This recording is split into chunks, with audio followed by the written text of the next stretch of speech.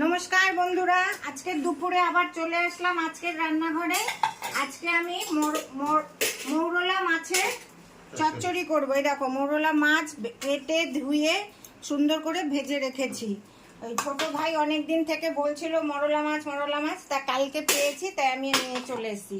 এখানে ডাঁটা আলু এরকম সরু সরু করে কেটে রেখে দিয়েছি, আর একটু মূলো আর মূলোর ডাঁটাগুলো একটু ভাপ দিয়ে নিয়েছি, আর পেঁয়াজ কাঁচা লঙ্কা, তার শুকনো লঙ্কা একটা দিয়ে দিচ্ছি।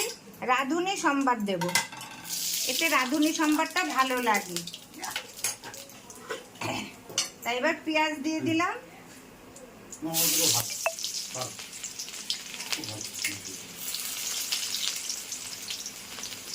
গঙ্গার ভাজে কত বড় বড় মৌরা মাছগুলো আছে। হ্যাঁ, ওগুলি মৌরা মাছ কিন্তু তো দেখতে লাগে। দাঁড়াও, এক্ষুনি লাল লাল হয়ে যাবে। দেখো পেঁয়াজগুলো, এবার এদের আলু আর ডাঁটাগুলো আগে দিয়ে দিলাম। এটা ভাজা ভাজা হতে থাকো, তোমরা দেখতে থাকো। দেখো বন্ধুরা, আমি মাঝখানে ওই মূলোর ডাঁটা আর মূলোটাও দিয়ে দিয়েছি। এবার কটা কাঁচা লঙ্কা চেরা দিয়ে দিলাম।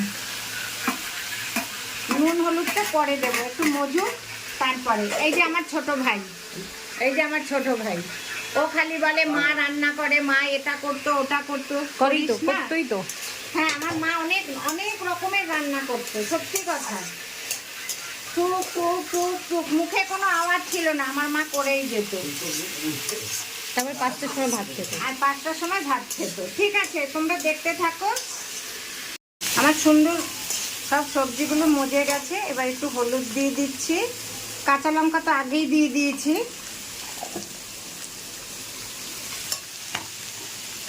আর এই যে আমি যে ঘরে মশলাটা বানাই, সেই মশলাটা কি খুঁজছো? মাছটা পরে দেব, আর তোমরা দেখতে থাকো। এবার একটু ঢাকা দিয়ে দেব।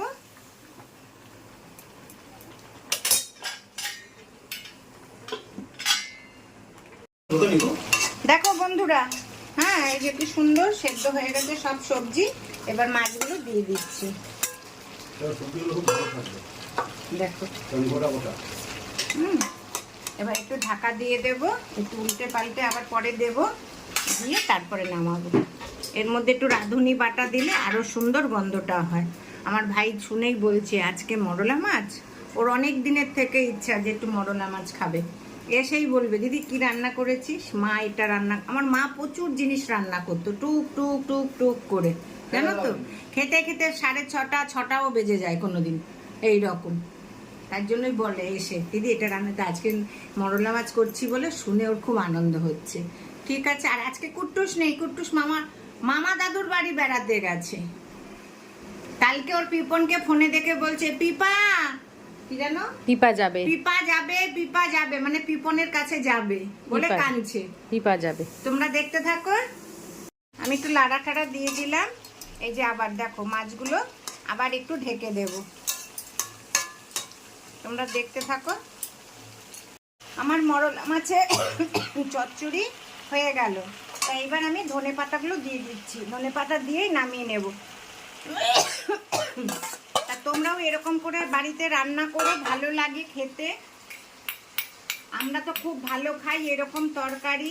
এই মরলা মাছ দিয়ে আলু বেগুন দিয়ে পেঁয়াজ দিয়েও ভালো লাগে খেতে। হ্যাঁ, তাহলে বলে রাখছি।